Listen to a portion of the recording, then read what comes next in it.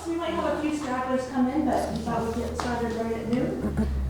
So my name is Erica Jane Christian. I'm the program coordinator here at Ketchikan Museums.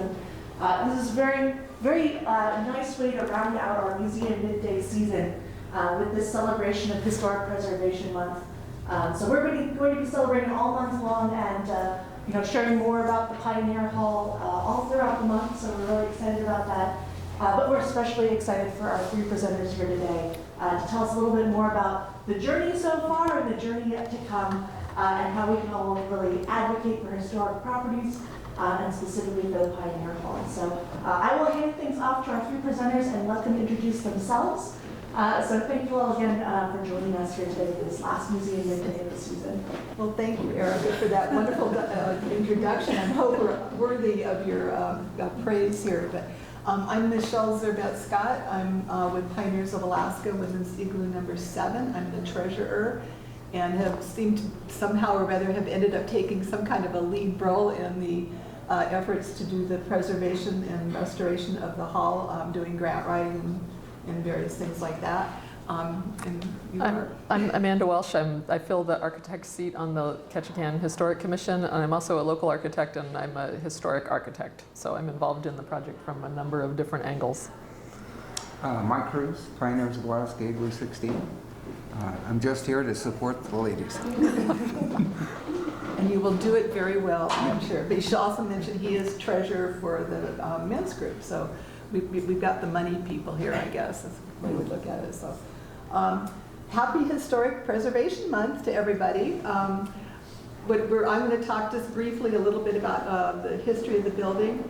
And my personal feeling is that if the walls of Pioneer Hall could talk, they would tell a lot of interesting stories. So hopefully we will be talking in place of the walls and actually put some words on those walls.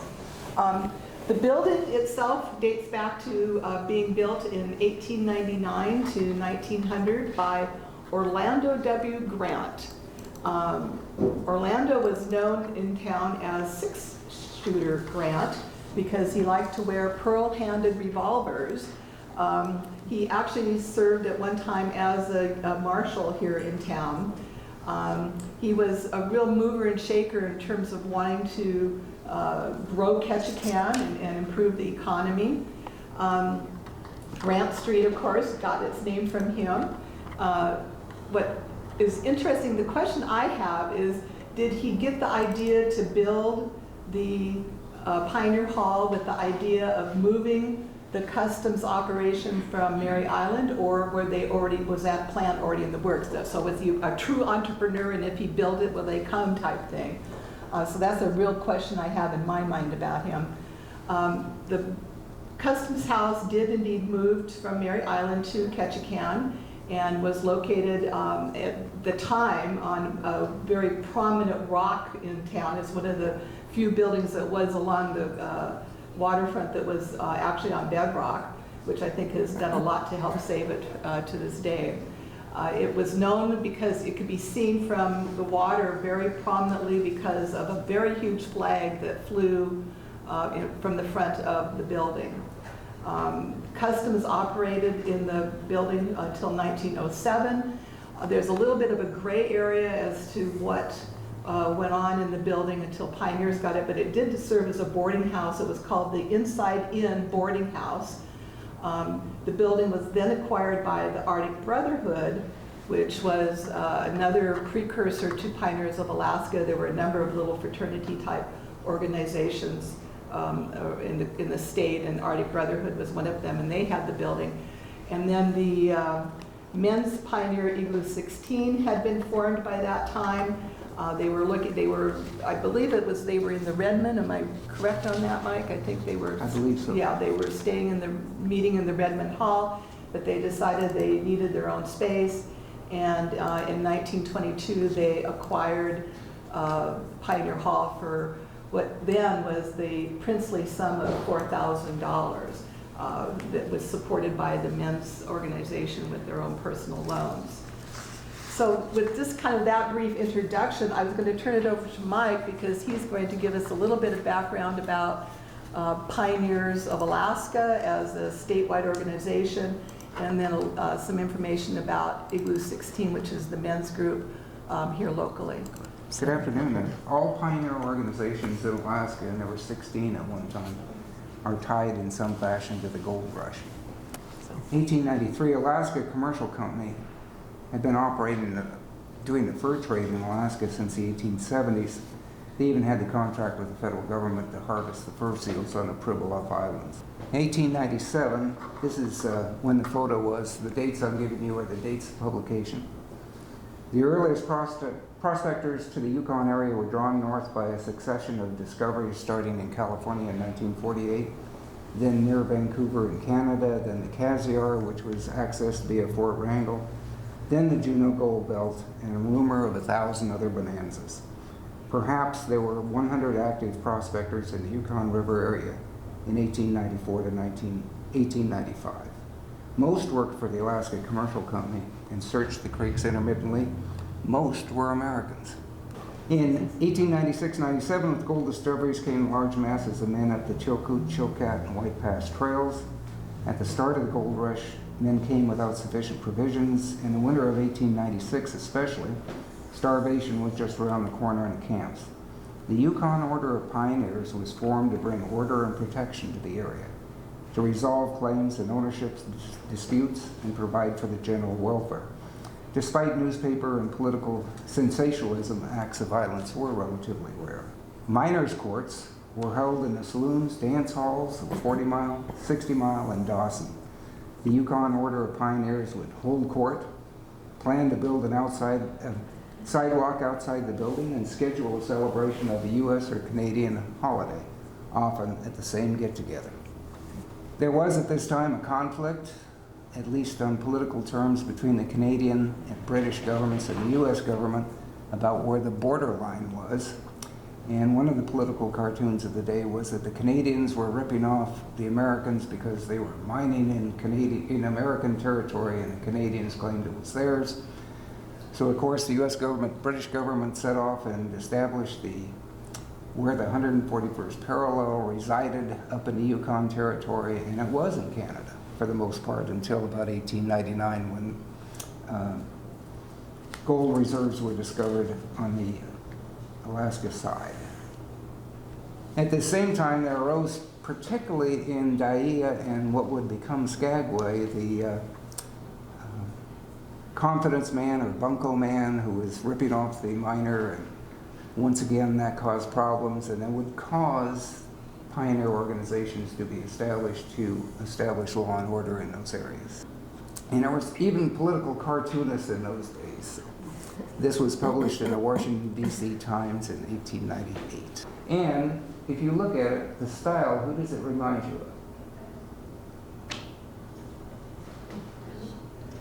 Somebody, it'll come to me. But anyway, next slide. Was it Mark Wheeler? Oh. 50, 75 years apart, but the style was the same. So this was the political cartoon up on that fence line boundary that the British kept passing into American territory, and of course it was found that that wasn't the case. So the Canadian police were posted to the area and required those entering Canada to bring 1,100 pounds of provisions with them. They in effect relieved the Yukon Order of Pioneers of all their policing duties.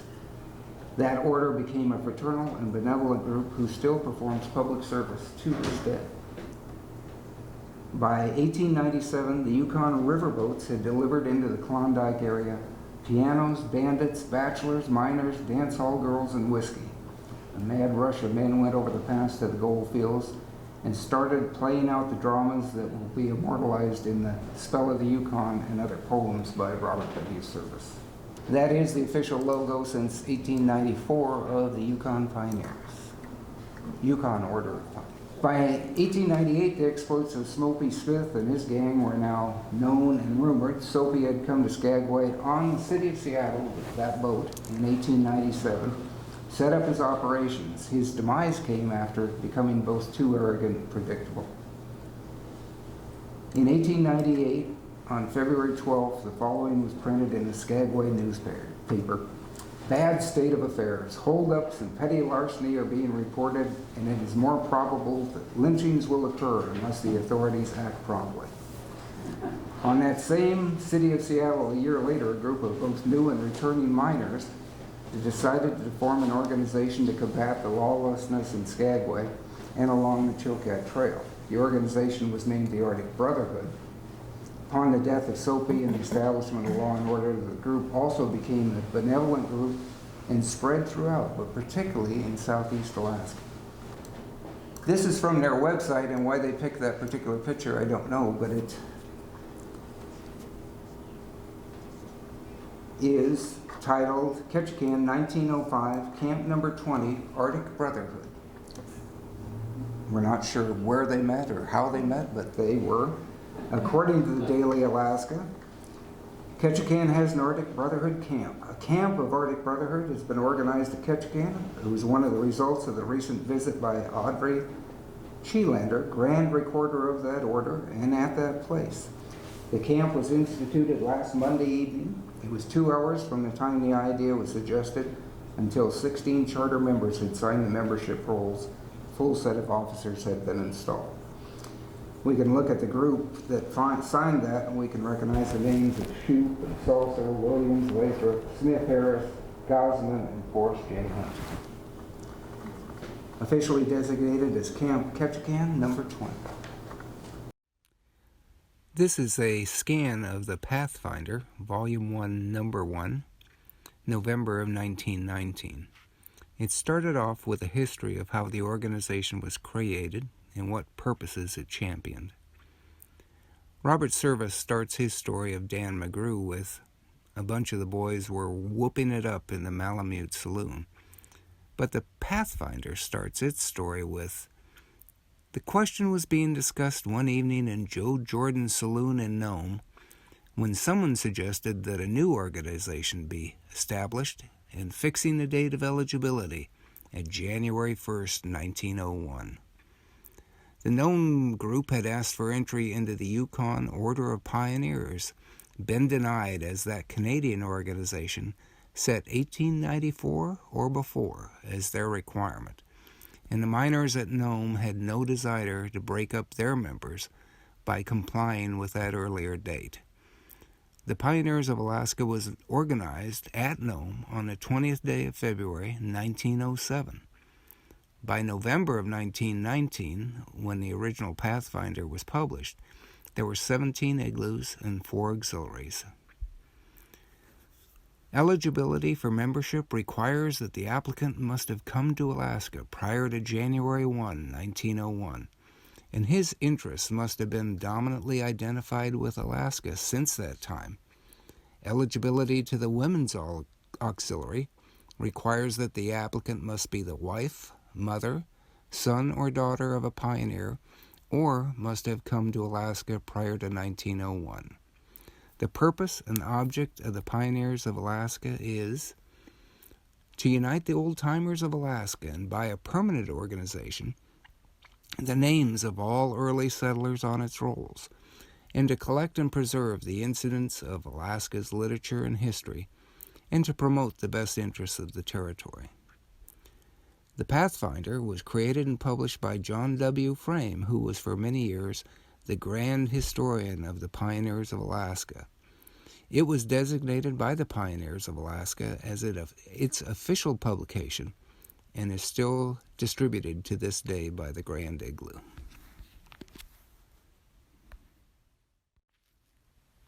The first Pathfinder defined itself and its mission when it included the following reminder.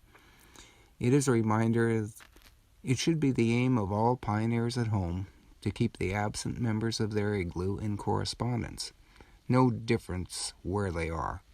Write them a friendly letter telling them of their old friends in the North, and remind them that once they are a pioneer, they are always a pioneer. If you cannot take the time to write, send them a copy of the Pathfinder. John W. Frame, Grand Historian of the Pioneers of Alaska, had a plan.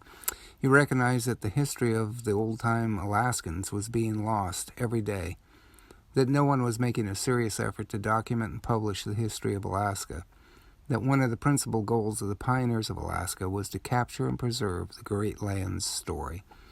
He proposed the following. It will be the policy of this publisher to have each igloo assist in the publication of its own special number, and the secretaries and historians of the several igloos should begin now to gather data concerning their town and its early settlers. Your number of the Pathfinder will be printed and published in your hometown. Those igloos that submitted their histories did indeed find Frame good to his word. For a number of those camps and towns, those editions of the Pathfinder represented the very first written accounts of their history. Ketchikan submitted a full report and shortly thereafter sent an extensive second draft. I believe those two editions of the Pathfinder are the very first published accounts of the history of the first city. So anyway, there are two editions. The men of the Igloo 16 sat up on the second floor of Pioneer Hall and drafted two drafts of the history of Ketchikan, which I believe are the first recorded histories of Ketchikan by the people who actually made the history. And we have copies of those in the hall, and we think they're pretty special, and we were thinking maybe as a fundraiser we might reprint those because they got some fascinating history in them, and I think they'd be a good read for the people that come to your bed and breakfast or visit your store to pick up a copy of Ketchikan's history. Pioneers of Alaska from the 1920s until today, the oldest building in the first city has been the site of grand happenings. The Grand Lodge of the Pioneers polled the igloos and concluded that the territory's old folks were in serious need of assistance. The various igloos were doing the best they could for the old-timers, offering what today would be called social services, food, clothing, and shelter. The pioneers first championed these two major initiatives, the establishment of Alaska's Pioneer Homes, and ultimately what is known today as the Mental Health Trust Fund, taking care of those who have borne the burden. They and their members pushed for the establishment of an agricultural college, we know it as University of Alaska Fairbanks, a territorial museum, and a transportation systems like the Alaska Railroad and later the Alaska Ferry System. Upstairs in the old hall, the early history of Ketchikan area was drafted. The names and histories of the members were recorded and remembered. A library for the first city was financially supported by the Pioneers of Alaska. All the issues of the days were discussed. Candidates for office were invited. Visiting dignitaries and honored guests were given a forum at the old hall. The men and women of the Ketchikan Pioneers found Christmas gifts for local kids who would otherwise have none, gave scholarships for future leaders, and have a 100-year-old record for supporting our community schools. The commitment is as old as the organization itself. Pioneer Hall is in need of attention. Her historic value is significant. The memories of past events echo quietly in her rooms and in her spaces. She needs more than a paint job or a little attention here and there. She needs a rebirth and a chance to be part of Ketchikan's history for another 100 years. Thank you. Thanks, Mike. So I'm going to, just to follow up on him, I was going to mention when I went through Pioneers of Alaska minutes for some of the background history that I've done for this project, Warren G. Harding was in town to dedicate the federal building back, what was it, 1936 or something, and Pioneers welcomed him with open arms. They made him an honorary pioneer. So that's just an example. And I think one of the other things I gleaned about the men from reading the minutes is they're, like Mike is saying, they served as a social services organization to the point where they would do welfare checks because a lot of people would be living in pretty isolated conditions, and they would do welfare checks on people. They actually helped people get into the Pioneer Home in Sitka when it was established. They also made sure that people had a final resting place up at the cemetery. So there's definitely some real heavy ties of the organization and doing good works in the community. So I'm going to talk a little bit about what the women have been up to in terms of those things. Some of you are familiar with Ketchikan Daily News and have subscribed. So women have been celebrating Women's History Month in March now the past 3 years and have written articles for the paper that feature pioneer women and the things that they've been involved in. So hopefully you've noticed that. The women pioneers received their charter in June of 1922. And like other women philanthropic groups, we refer to ourselves as sisters, which reflects our sisterhood, the bond that we have as being part of the organization. The official flower for pioneers is the forget-me-not, with the blue representing faithful devotion to duty, which we definitely do, and the gold center is what would you call that? A sign of respect for some of the things that happened in Alaska with the gold miners, and that's representing the gold of the Alaska streams. The 5 petals of the forget-me-not symbolize the pioneers' characteristics of hardiness, integrity, tolerance, industry, and love of one another. And as I mentioned, I learned a lot about the men's and women's groups by going through the minutes. I was able to go back. There's some gaps in it, unfortunately, because over time things do get lost. But for the most part, I was back in the 1920s and worked myself up through current times. And I think the biggest challenge I had was deciphering everybody's handwriting because I'll tell you, some people had very spidery cursive. And I want to give a shout out to Mary Balcom, whom I'm sure many of you remember from her columns in the Old Timers column in the paper. Mary was secretary for several years for the women's group. She typed hers, which was so wonderful. And she took very good notes, which reflects her skills as an author and a writer in her own right. Back in the early days, we focused as women on civic, philanthropic, and social activities. And we always supported one another just like the men did, remembering special occasions like anniversaries, birthdays, and providing solace with the passing of loved ones. And I think we still do our best to be respectful of one another doing that today again. And as Mike touched on, we've been very involved in helping our elderly population. And I would say one of the women's really key and important events and offerings for this community was starting back in 1936. The minutes talked about that we really need a place that was a home for aged and disabled women. And if you think back about that time frame, a lot of women weren't really in the workplace, and they would be relying on husbands and that. And if the husband passed away, you really didn't have a really good safety net for your financial support as you got older. And Pioneer Sister Christine Hansen was really the driving force in developing what became known as Pioneer Haven. She operated a jumble shop which was located down in Thomas Basin for many, many years. The minutes show how she would, in her reports, she was very pleased. Oh, we made $30 this month or whatever. So she was really drove the engine that got Pioneer Haven off the ground.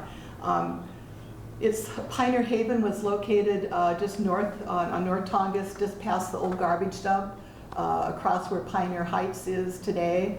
And we were so fortunate that Pioneer Sisters really embraced the organization and its causes. And we had a Pioneer Sister that we've written about on Women's History Month called Wanda Zimmerman, who donated a parcel of land. There was 14 acres out there on North Tongass. And she donated that property for us. And on that, 3 buildings were erected. It's questionable whether we actually built them, but I think they were buildings that were moved there and then upgraded to suffice as residents. There were 4 units of housing for widows and spinsters without pensions. It opened in 1948 and operated until 1981 when the Pioneer Home officially opened. And as Mike said, the women's and men's groups throughout the state were instrumental in getting those Pioneer Homes developed in the state, and we really lobbied heavily for the Pioneer Home in Ketchikan. We had a lot of competition to have it in other locations, but Ketchikan eventually went out. And probably I would give a shout out to Bob Gore, who is really a driving force in that. He was president of the local men's Igloo as well as at the statewide level. And just the gift keeps on giving. The rest of that Zimmerman property was donated by the women's Igloo so that Pioneer Heights could be built today. And that is where they have the senior housing properties up there.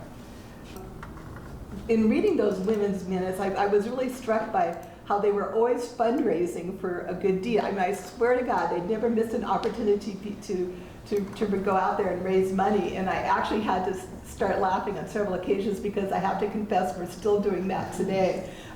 They had raffles and bake sales, and I'm still obsessed about this gold nugget cake that was raffled off for $56 back in 1960.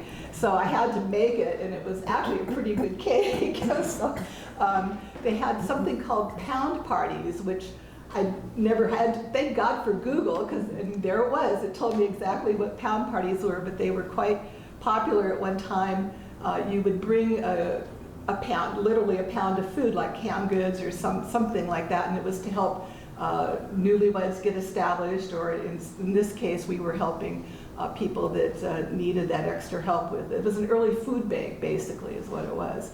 So today we focus still on scholarships. We'll be awarding scholarships again in May. We had an Easter bake sale that will support those funding for the scholarships that we'll be giving out in May.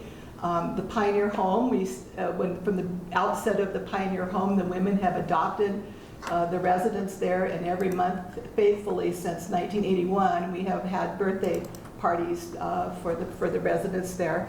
And then we've started a new tradition where we are having tea parties. And for the women were the residents were invited at first, but the men got wind that there was good food, so they've been showing up for those events as well. At the cemetery, we have a Memorial Day service where we recognize our departed brothers and sisters in a very nice ceremony, and we have a memorial garden that we have out at the cemetery that we maintain as well. And then our big project now is the restoration of the Pioneer Hall. So let's spend a few minutes talking about what we're going to be doing with that. As somebody has said already, that Pioneer Hall is the oldest building in Ketchikan in the city limits, because Dave Kiefer pointed that out, that I guess there's some older buildings outside the city limits in various levels of repair. I'm very pleased to announce to the group that Alaska Association of Historic Preservation has placed the Pioneer Hall on its 10 most endangered properties in Alaska for the last 2 years. And I have late-breaking news. We've been added again for the third time this year. They recognize we're very important to be preserving our property. And I think it's even more moving that we're on that list still, because there have been buildings now that are no longer on it because they've been destroyed, i.e. the 4th Avenue Theater in Anchorage. And so it's really sad to see those buildings leave us. So we're 123 years old, and so we're working on this restoration effort for restoring and preserving. So far, we've raised almost $150,000 in donations, and we've accomplished the following. We have prepared a historic building assessment report, which is chock full of history and goes into detail, thanks to Amanda's help in crawling down in the crawl space and wherever else she needed to go in the building. And it gives a full report about what we need to do is in terms of getting the building back up to speed. So this document will be really helpful when we are working with our grant writing and things like that, so it can explain to our potential funders just what the value of the building and what needs to happen with it. So we've developed a floor plan and site plan. So maybe Amanda, you want to give us a little peek at what it's going to look like? Sure. Okay, so what you're looking at here are the existing floor plans for the building, and there's a lot of challenges with the existing floor plan. The restrooms are tiny. You can't get in there if you have a walker or a wheelchair. There's, I would say, one of the most dangerous commercial stairwells I've ever seen. It's got steps right in front doors. It's got a winder that transitions to nothing, and that's the side the handrail's on. I mean, it's just a very, it's historic, but it's something that needs to be upgraded. Just a lot of challenges. It's got some undersized structure, just a lot of things going on. Then in meetings with the Pioneer Group and their future needs and the population that uses the building, there was a lot of discussion about how to get people upstairs safely so that they can enjoy the spaces upstairs and meetings and things like that. And so these were some of the things that we were trying to cover with the concept design. And let's see, so there's a lot of information on this plan, but there was a whole lot of things we needed to fit on the first floor. Elevator equipment room, larger stair, accessible restrooms. Today's codes for commercial kitchens require more space.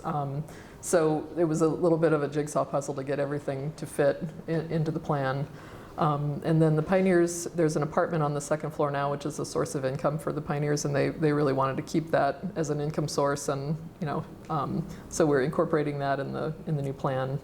And while fitting all those things in, trying to respect the spaces that are in the building, the meeting hall and some of the spaces it's the historic organization of the building, so we want it to be recognizable when people walk in. It can't be so different that they don't know where they're going. So. That was it's a brief summary of the concept plan. I think we could point out where the goal is to return it to its glory when it was in the 1920s when Pioneers first took it over. I don't know if we've got some pictures. I can. Do you want me to? I can jump into my thing. So let's see. A couple of. I'm going to skip past my concept plans and come back to them as we go forward.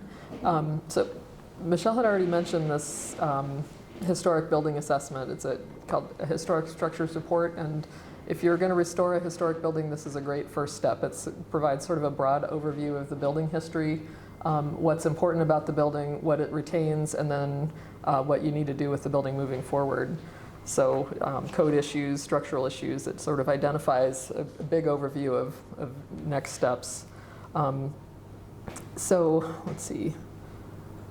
This was a picture that you've seen before up on the screen, but in its earliest configuration, the building had an inset porch and was sort of sitting relatively alone at the top of this rock promontory. That's changed a lot. Then when the Pioneers purchased the building, they filled that porch in. This is a photo taken, I think, when City Hall was being constructed, so the building is starting to get blocked in by everything else on that block. Then, let's see, this is an enlargement of a postcard view that's been up on the screen prior. One of the interesting things about this is you can kind of see a little flat marquee over the entrance point.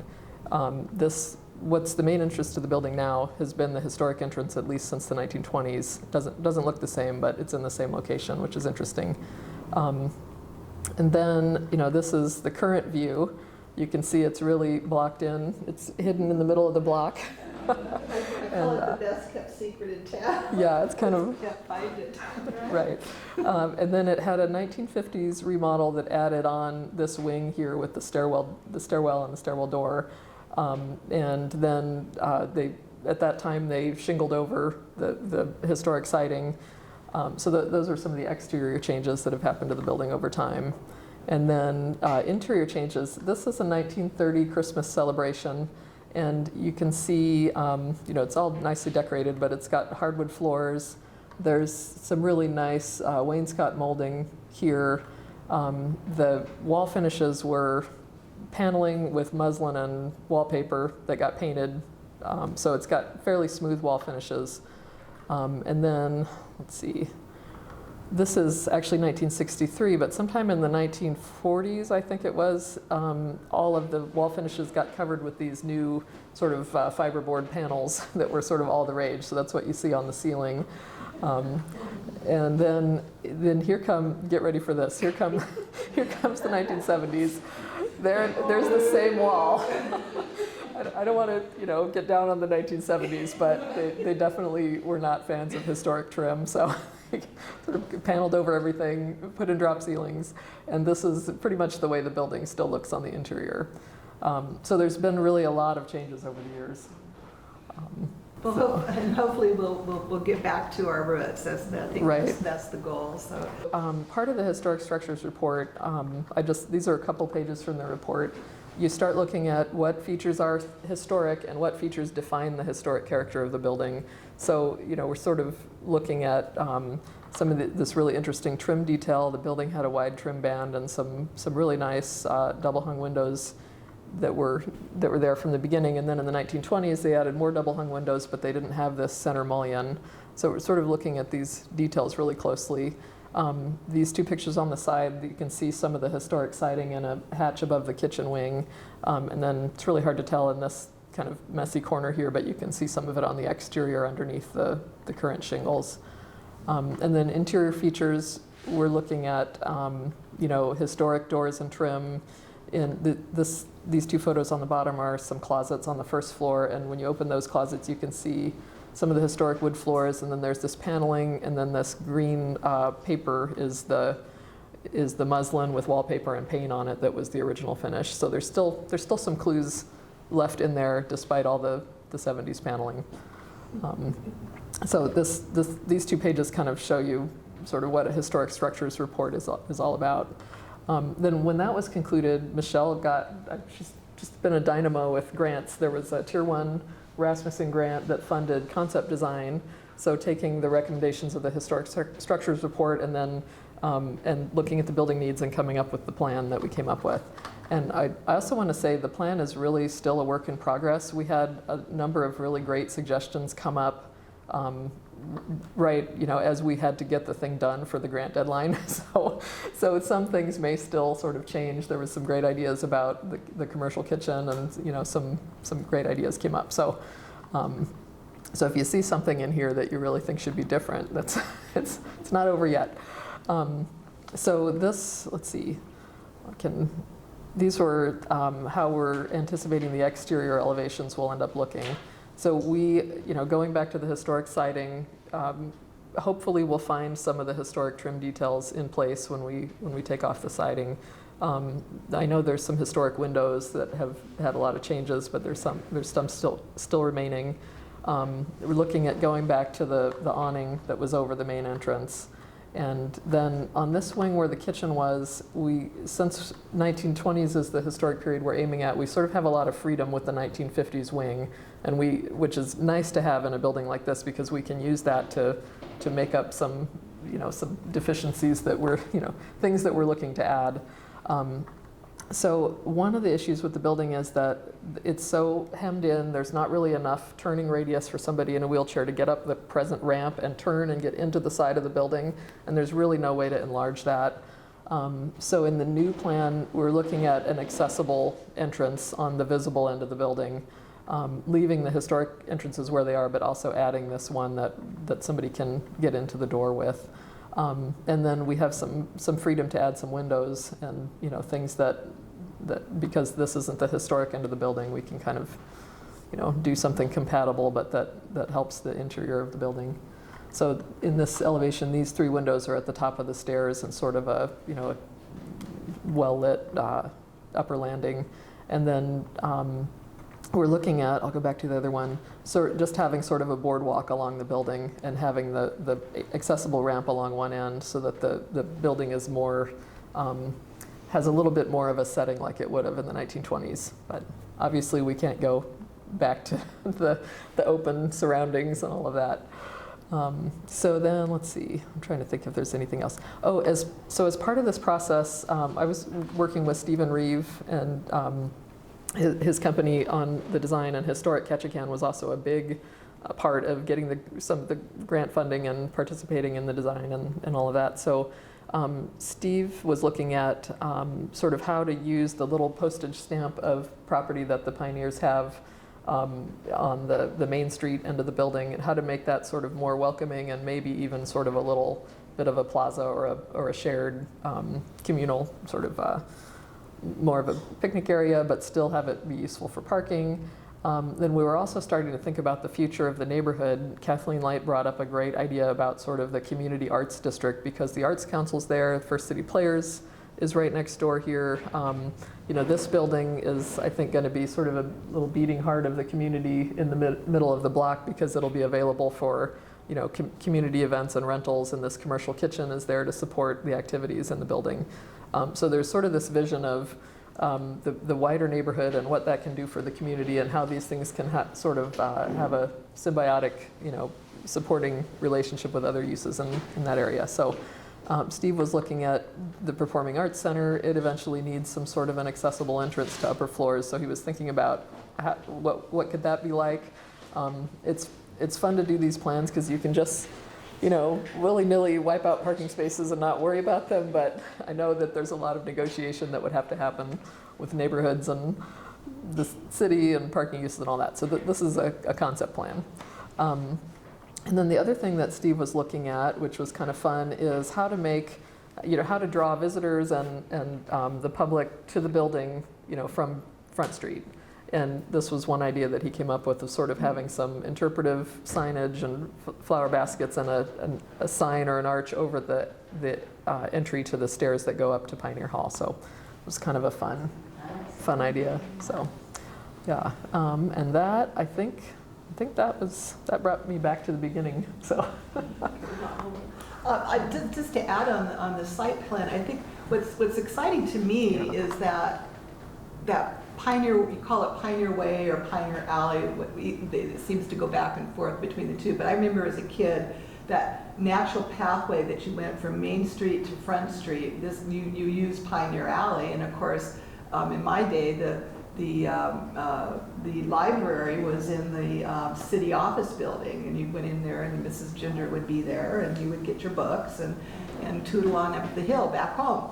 And so to me, this is just kind of reintroducing that natural pathway for us to easily traverse. I think nowadays, I know I'm a little nervous because you've got the police exiting the building and they're off and running to the races wherever they're going. So this will actually, where you see the Pioneer Way there, that will actually be like a boardwalk.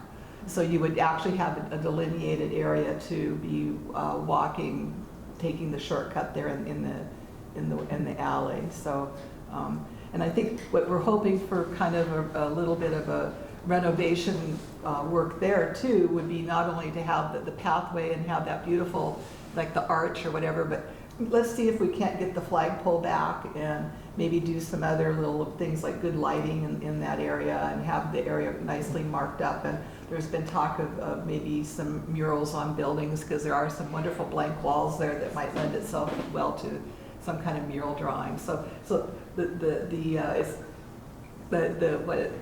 a creative thing right now. So we'll see what we can develop down the road and in the future. So yeah. On St. John's logo steeple, why is that there? oh, that is Historic Ketchikan's logo. It has been for years and years. So. Yeah. Yep. Oh, I should mention, okay, so the site plan, the floor plan, and we also did a asbestos report, because we are an old building, so we're going to probably find some stuff in there, lead paint, asbestos, and things like that. So we had a specialist come in and completed the assessment work for us, and so. What I call now phase 3, we got a small grant where we could do the necessary abatement work that we needed to do in the crawl space before we could actually get into the crawl space safely and do the foundation work. So this was kind of like we had to do this. The project really couldn't move until we did it. So we have completed that successfully now, and all the bad stuff is out of the crawl space, and we're good to start the next phase, which I can drum roll. We're going to phase 4. I'm calling it where we are. We're going to be working on the exterior structure and foundation work, and that's going to be a big chunk of money, $759,000 that we're going to be raising over the next couple of years. But I think once we start working on that, we're going to really see some progress, and you're going to have a real visual impact in the community to be able to see that things are happening in that building. And what's going to be happening inside will be the next question, that will be another phase down the road. But I think, does anybody, I was going to just kind of sum up here if I could, or do you have more to add? Yeah, well, nobody ever sees this view, so I'm going to go to the very end of I just thought it would be fun to show this picture. Let me flip through everything here. This is the mid-block alley. If you go between First Bank and the building on the corner of Dock and Front Street, there's a little 4 to 6 feet wide alley that goes through all the buildings, and this is the southeast elevation of Pioneer Hall here at the end of the alley. So just there's a view of it. Yeah, this is a view that you'll never see, so I thought I'd show that picture. So. That's good. I who's ever been up that alley either? I mean, this is kind of, I've always wondered what goes on between these buildings. So I think, the Pioneer Hall has served over the years not just as our gathering place for pioneers, but we've had Girl Scouts there, you've had family gatherings, dancing groups, square dancing, what have you. So we're hopeful that our goal is to make this an even greater asset for the community. I think having the commercial kitchen and the elevator and some features like that will really help a lot to draw people to us. But overall, our goal is to keep the historic nature of our Pioneer Hall there. I do want to give a shout out to some people and groups that have been really helping us throughout our process. Historic Ketchikan, Steve Reed has been just a real instrumental in helping us. He's instrumental in making sure we get on that historic properties list with his, Alaska Historic Preservation. Amanda Welsh, our architect and just go-to person, is, we're so lucky to have somebody with her background and skills in this little community here, that she brings those skills of historic preservation to this community, and that to me is a real blessing. City of Ketchikan Historic Commission they're on board with this project. Alaska Department of History and Archaeology has now given us 2 grants that have helped us move the process along. Rasmussen Foundation, that was mentioned, as a Tier 1. Ketchikan Museums and the Tongass Historical Society have been just outstanding in their help, and actually just donated kindly to us some wonderful pictures that we will have up on the wall in the hall here shortly, so people can see it that do come to the hall to our fundraisers.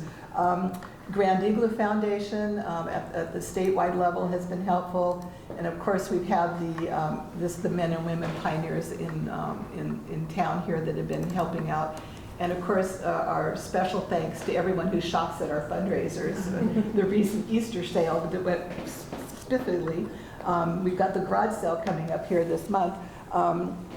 So I did want to give a little plug. Of course, I look around the room and I see many familiar faces of people who are already members of Pioneers, but to our viewing audience, membership is open to any Alaskan, which I say with a love for history, and who has lived in the state for 20 years. I've got applications in the back if you aren't a member and would like to become one. I point out to those that are filling out the membership application, because people say, why do they need all this information, for crying out loud? And because we do ask for a little biographical background of it. And I have to tell you, the applications are kept in by the Grand Igloo of Alaska at the University of Alaska Fairbanks. So they are archived for perpetuity. And people that are doing genealogy research, they know, oh, I had an aunt or uncle or somebody came to Alaska, but I can't find out any information. If they think to contact pioneers, they are welcome to do so and get as much information as they can to see if they've applied.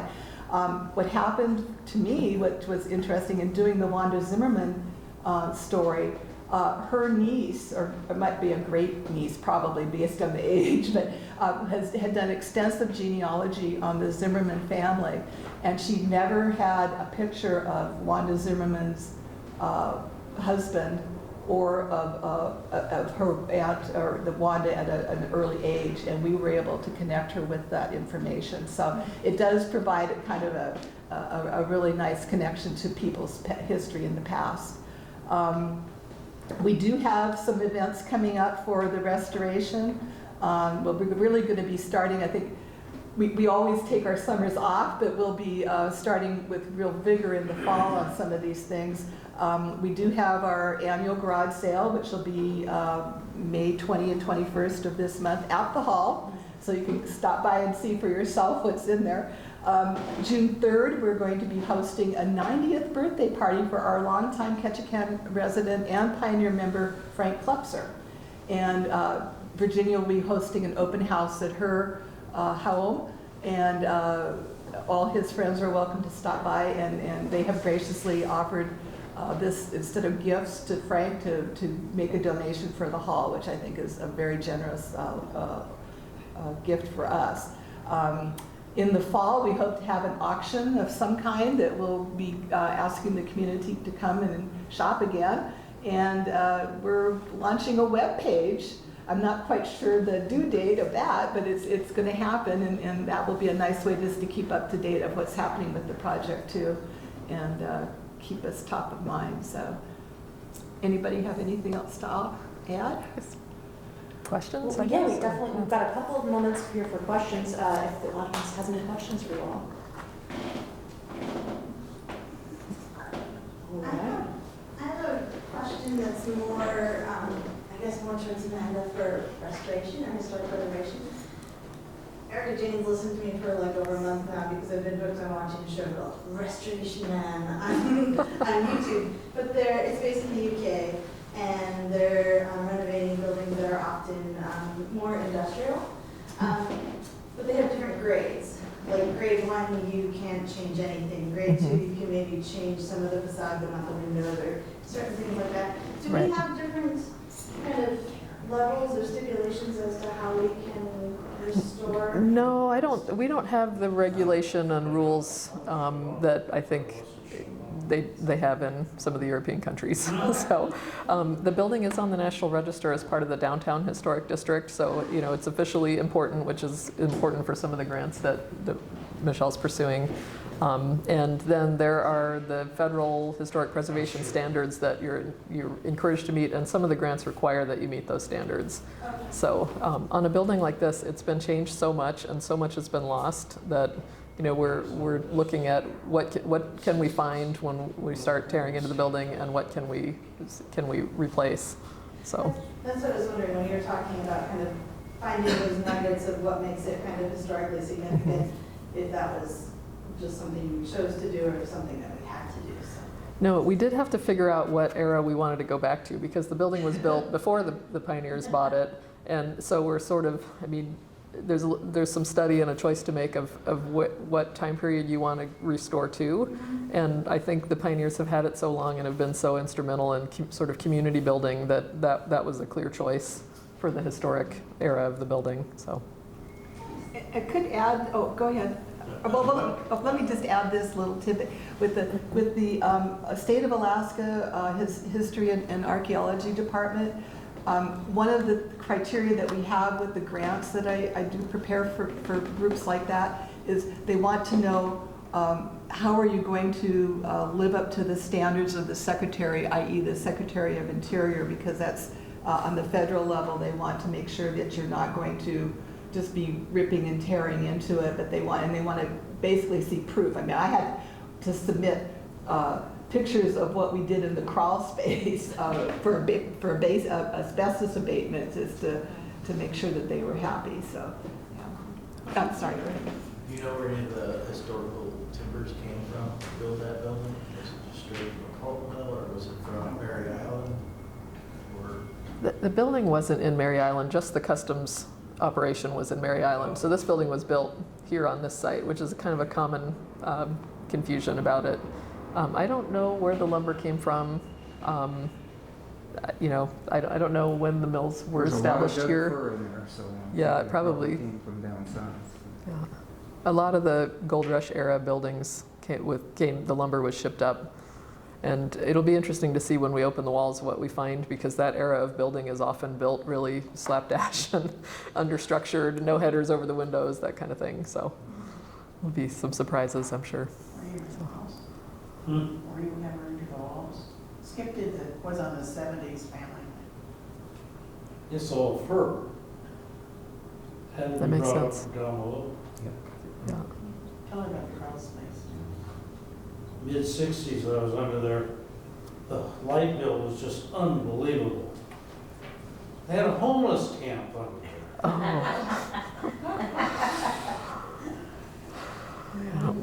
Probably have time for one more question if anyone has anything.